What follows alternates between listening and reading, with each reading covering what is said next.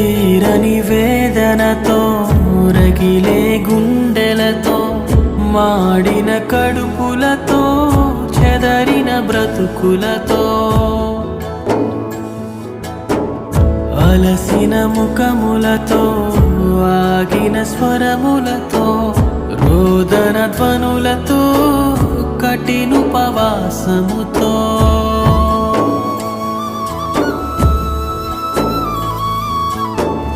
తీరని వేదనతో